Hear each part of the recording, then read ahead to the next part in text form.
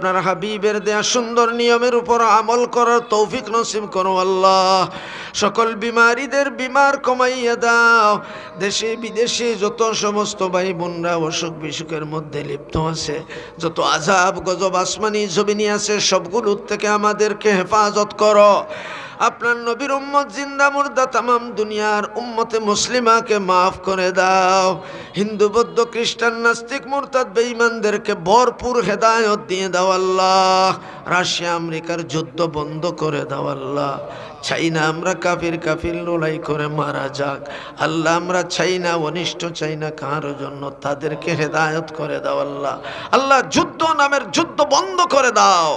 মজলুমদেরকে জালেমের আঘাত থেকে হেফাজত করো।